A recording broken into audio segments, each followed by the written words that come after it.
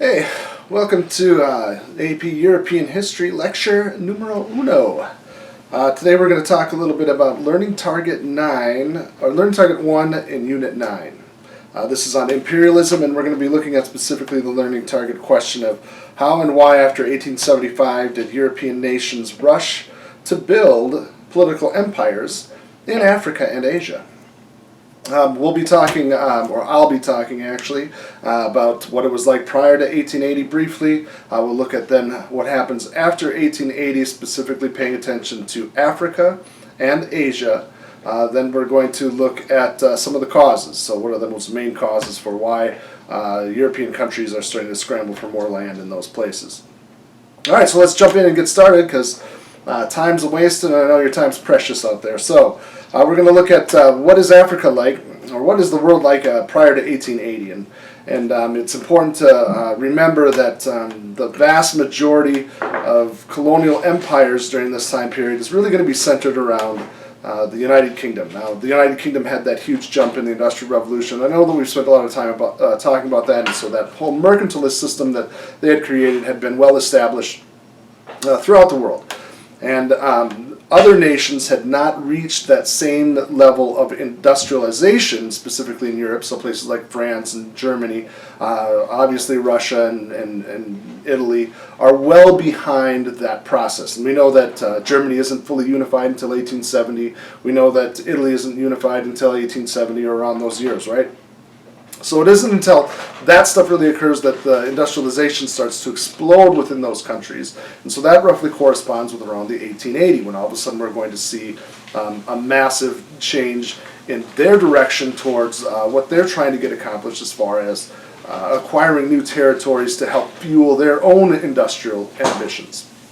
Now, we look at then 1880 as being sort of a bellwether year, because it's at about that time that we're going to see a variety of other nations start to move into and trying to take some or grab some sort of foothold into the African continent. And specifically we're going to be dealing with Africa, right? So Africa kind of really gets going in that we're going to see that France and Germany, with the help of Otto von Bismarck, start to create an alliance in that they're going to try and help each other to, I think, at least compete with Great Britain. And one way that they view that they can compete with Great Britain is to move into and try and scramble for more and more territory within the African continent.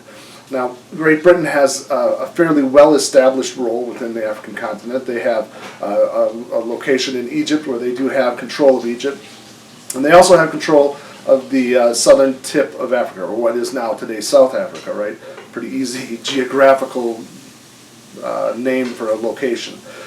So they have control of those two territories, and other than that, there's not a huge pull for any territories. We have a variety of different old slave trading posts, but obviously slavery has been outlawed, and that's no longer an economic activity. So now Germany and France, as a way to, I think, become involved, are going to start to scramble for different portions of Africa. So we're going to see that in like a place like Algeria, where France is going to become more involved in taking and gaining more territory. And it's like a political coup of Otto von Bismarck to establish the Berlin Conference. Now, the Berlin Conference starts in 1884 and ends in 1885. It's a conference in which the European nations are going to gather together to decide how they actually are going to go about dividing up the continent of Africa. And in this meeting, they decide that you have to establish a foothold within the continent of Africa, or some sort of presence within Africa.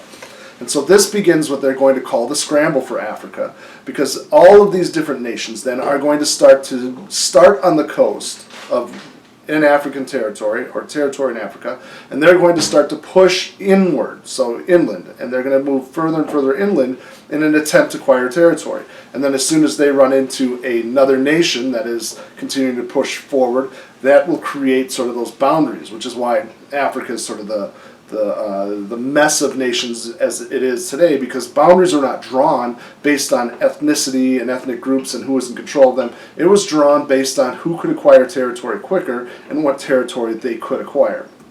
And this created then a patchwork quilt if you can look at the map over here, of what Africa then will be looking like as far as which European nations will control Africa in this new state of imperialism that obviously Africa is dealing with.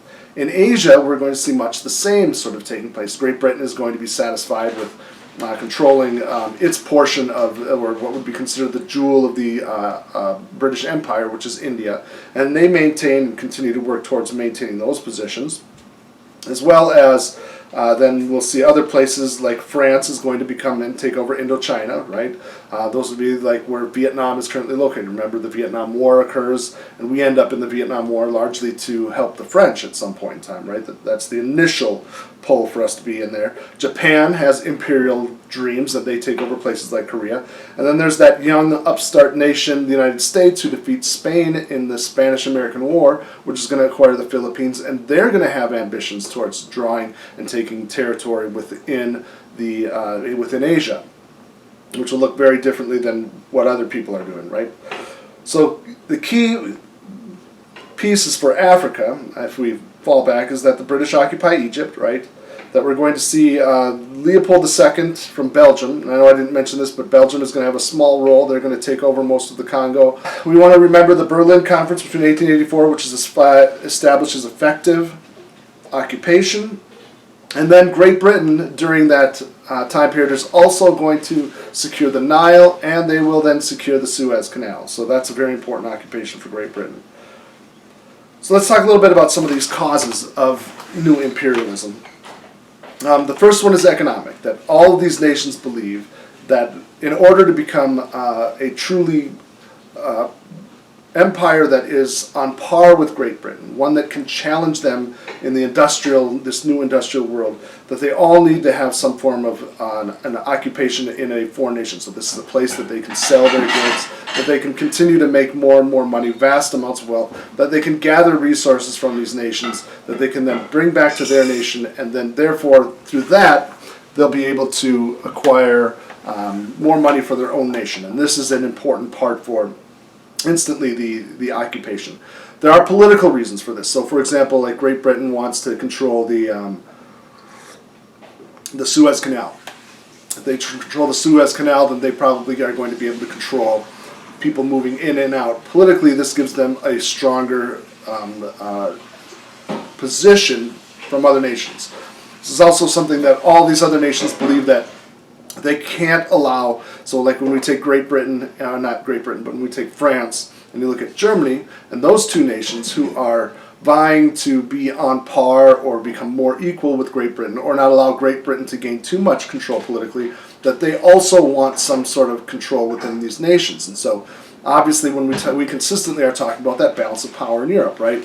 If Great Britain continues to take more and more territory, this disrupts that balance of power. And so politically, they do not want another nation to have more than anybody else. There's a belief in Darwinism at this point in time, where the strongest will survive, correct? So we have that survival of the fittest mentality, and that all great nations, they're going to believe that within this concept that all great nations have colonial territories. And so there is a huge push for all these people who believe that these European nations, that believe that they are powerful nations, that in order to become a great empire on par with all the greatest empires, that they need to possess some form of a colony.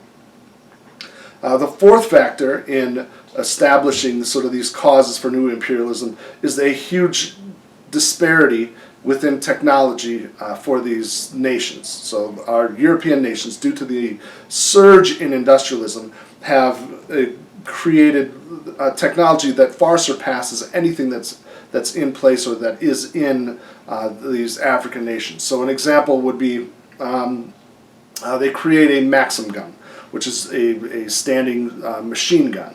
And this is a technological advancement that far surpasses any kind of weapon that is in place in Africa during this time. I think there's an example of a British military force that is going up against Islamic military force, and they're in Africa, and they have submachine guns, or these Maxim guns. Sorry, not submachine guns, but they have Maxim guns. And they pull out the Maxim guns, and they kill close to 20,000 people in battle, to the death of like 26 British soldiers. And so the disparity between the technology clearly shows that Great Britain, as far as technologically powerful within their military, is far surpassing that in Africa, which allows them the ability to take and conquer new territories. The invention of quinine, a drug that then will, it's like an anti-malaria medication. So prior to quinine being introduced, European people that would enter into Africa would get bitten by mosquitoes and die. The quinine prevents that from happening, so now they've got an immunity to that. They can protect themselves from those places where they hadn't been able to travel before. They can now travel because they have this drug. The steamship, the telegraph, all those inventions are being used as a way for them to travel quicker and get information to one another in a quick place. Another way that they are using as a cause for for this new imperialism into Africa is that this is an era of instability. So we have new nations like with Germany being newly unified. We have Italy being newly unified. That these nations are not completely unified yet. That they're still struggling with how there's divergent forces within these countries that are clearly pulling in different directions, potentially making for a weakened sort of empire within their own territories. And one way that you can sort of appease the masses within your own territories so that they're not focusing on potential problems within their own nation is to find something outside of the country for them to focus on. So they consistently are using propaganda to tout the idea of the need for these colonies, and that's the most pressing political issue of the day, and not anything that might be happening internally. And this is allowing then our leaders to sort of divert the public's attention from current problems within a country. So we see politicians doing that today, where they're using propaganda and talking about something that is irrelevant to the vast majority of Americans, but is making it something that's probably more in the forefront, while at the same time then not focusing on issues that really matter for people in America. It's a political technique. We also have a variety of different special interests that would be interested in taking over these territories. So these could be companies that would want to find ways to make money within those countries. So those special interests are pushing government policy.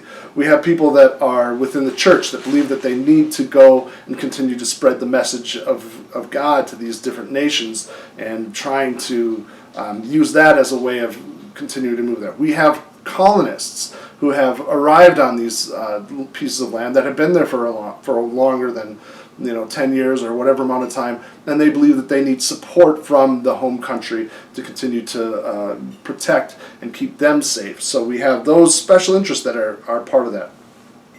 And then lastly, we have the idea of it being a civilizing mission.